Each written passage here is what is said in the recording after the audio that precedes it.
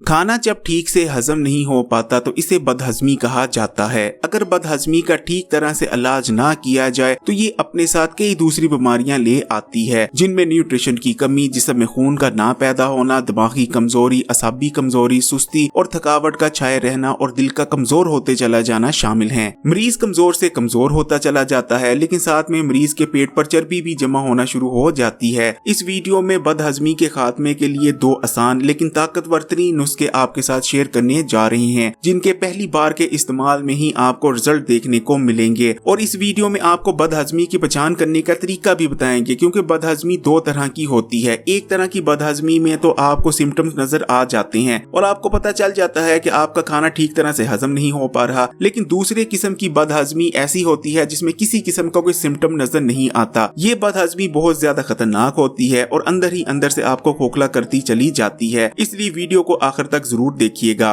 बदहजमी को बीमारियों की मां कहा जाता है, क्योंकि बदहजमी के चलते खाना या तो आपके पेट में ही पड़ा रहता है और काफी घंटे गुजर जाने के बाद भी खाना प्रॉपर तौर पर हजम नहीं हो पाता, या दूसरी सूरत में खाना फौरी तौर पर पखाने के रास्ते से आपके जिस्म से बाहर निकल जाता है। लेकिन दोनों सूरतों में ही आपकी बॉडी खाने से प्रॉपर न्यूट्रिशन यानी विटामिन, मिनरल्स और दूसरे जरूरी कंपाउंड्स को हासिल नहीं कर पाती, यानी खाना आपके जिस्म को लगता ही नहीं और आपके जिस्म में न्यूट्रिशन की कमी होती चली जाती है।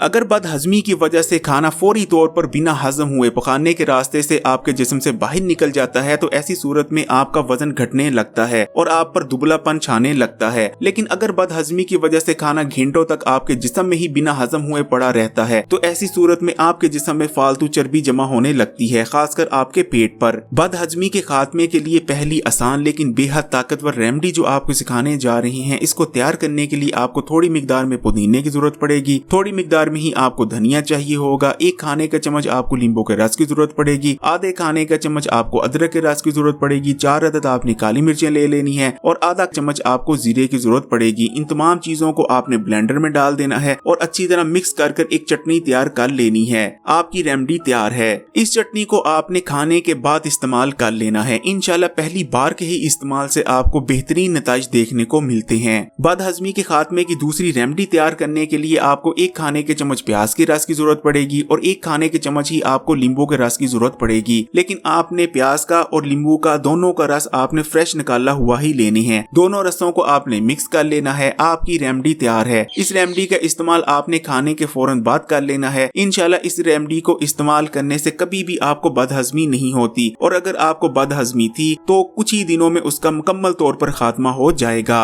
बदहजमी के खात्मे की ये दोनों रेमेडीज ही बनाने में बेहद आसान है, लेकिन ये बेहद ताकतवर रेमेडीज हैं। इन दोनों में से कोई भी एक रेमेडी आप एक वक्त में इस्तेमाल कर सकते हैं। किसी भी एक रेमेडी को इस्तेमाल करने से आपकी बदहजमी मुकम्मल तौर पर खत्म हो जाएगी। आपको बदहजमी होने की टोटल 9 वजूहात हो सकती हैं। पहली वजह आपकी आंतों में डाइजेस्टिव जूसेस का कम बनना, दूसरी वजह भूख से ज्यादा खाना खाना, तीसरी वजह भारी ग़िज़ाएं खाना, चौथी वजह ज्यादा सोना, 5वीं वजह बासी ग़िज़ा का इस्तेमाल, छठी वजह रोजाना की बुनियाद पर खुलकर पकाने का ना आना, 7वीं वजह ज़हनी या नफ्सियाती दबाव, 8वीं वजह खट्टी चीजों का या रोजाना हर वक्त खाने के साथ अचार का इस्तेमाल, 9वीं वजह तली हुई चीजों का ज्यादा इस्तेमाल। अगर ये वीडियो आपको पसंद आई है तो कमेंट में माशाल्लाह जरूर लिखिएगा और अगर अभी तक आपने Hakim Ali health and beauty tips को सब्सक्राइब नहीं किया तो लाल बटन दबाकर इस चैनल को सब्सक्राइब भी कर लें और बाद में घंटी के आइकॉन को भी क्लिक कीजिएगा।